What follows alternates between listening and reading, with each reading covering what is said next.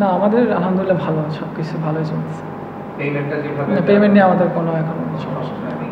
একটু যদি বলতেন যে কবে কতটুকু পার্সেন্ট কি দেওয়া হচ্ছে? এটা তো মালিকের, উনি জানে, আমি আসলে জানি না। বাট আমাদের যতটুকু দেওয়া 40% টুর্নামেন্টের প্রথমে মানে আমাদের দিয়ে ফেলছে এখন। 40% জি, মাথায় রাখছিলেন, কারণ উনি দেখছিলাম যে সব দিকেই শর্ট খেলছিলেন।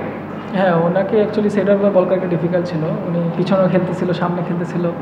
তো চিন্তা করছিলাম যে একটা প্ল্যান করে ওনাকে হয়তো ব্লাব দিতে পারবো, ওয়াইড ইয়র্কার সেট আপ করে ওনাকে হয়তো বাই ইয়র্কার মারা যাবে। বাট ওই প্ল্যানটাই আসলে সাকসেস হয়েছে। বাট আমি লাস্ট পর্যন্ত ওনাকে দেখতেছিলাম, এই আর কি।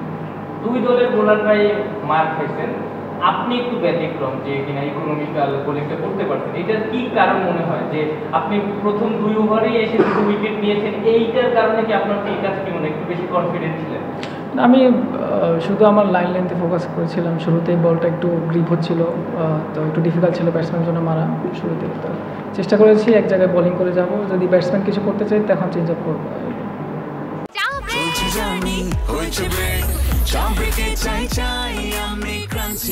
যে কোনো চা ব্রেকে বিস ক্লাব ড্রাই কেক, চায়ের সাথে আয়েশ।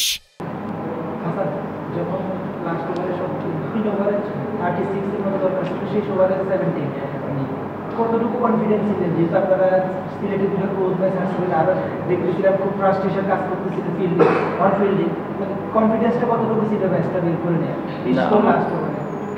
আমি চাচ্ছিলাম যদি লাস্ট ওভারে 10-15 রান থাকে আমার হাতে, যদি আমি লাস্ট ওভার করি তাহলে আমার মানে কনফিডেন্ট আছে যে আমি বের করে আনতে পারবো ওখান থেকে। বাট চেষ্টা করেছি, আমরা জিতছি। কয়েকটা ক্যাচ মিস হয়েছে দেখলাম, ওটা কি আপনাদেরকে একটু প্রেশারে দিতে দিবে কিনা যে 209 রান হওয়ার পরেও ম্যাচটা এত ক্লোজ হওয়ার পেছনে কি এটা একটু কাজ করছে কিনা? হ্যাঁ, অবশ্যই সেট ব্যাটসম্যানদের ক্যাচটা মিস করাটা আসলে এটা আসলে ম্যাচে কামব্যাক করা ডিফিকাল্ট। বাট অন্য বোলাররা যেভাবে বল করেছে মানে ওদেরকেও থ্যাঙ্কস দিতে হয়। বাট অল টুগেদার আমরা ভালো ফিনিশ করতে পারছি। আমি জানি না যে আপনি এটা জানেন কিনা, আপনারা যখন ব্যাটিংয়ে ছিলেন তখন বারবার ক্যাপ্টেন এবং কোচ তালহা ভাইও আম্পায়ারের সঙ্গে কথা বলছিল, সম্ভবত ফোর্থ আম্পায়ারের সঙ্গে। ওই ব্যাপারটা আসলে কি ছিল? অনেকক্ষণ টিভিতে এটা দেখেছি। এটা হয়তো বোলিংয়ের কোনো একটা কিছু হবে।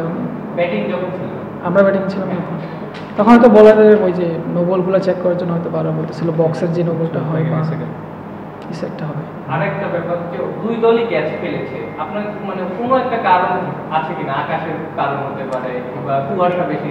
রাতে অ্যাকচুয়ালি ফিল্ডিং করা একটু ডিফিকাল্ট দিনের চাইতে। রাতে একটু ডিউ থাকে, বল ভিজা থাকে, প্রেশার মুভমেন্টে গ্রাউন্ডটাও ভিজা থাকে, তো এটা ডিফিকাল্ট আর কি। বাট চেষ্টা করেছে সবাই, ভালো অনেকগুলো ক্যাচ ভালো ধরেছে। যদি এই বিষয়ে প্রশ্ন, রিসেন্টলি অবভিয়াসলি পেমেন্ট নিয়ে রিপোর্ট বেশ কয়েকটা এসেছে। দুর্বার রাজশাহী 25% পেমেন্ট হওয়ার কথা ছিল। পেমেন্টটা যেভাবে বলেছিল ওনারা, তারা কি ঠিক সেভাবে করেছে কিনা, এবং সেম ফর খুলনা টাইগার্স? আপনি বলবেন। না, আমাদের আলহামদুলিল্লাহ ভালো, সবকিছু ভালোই চলছে। পেমেন্টটা যেভাবে না, পেমেন্ট নিয়ে আমাদের কোনো এখন সমস্যা নেই।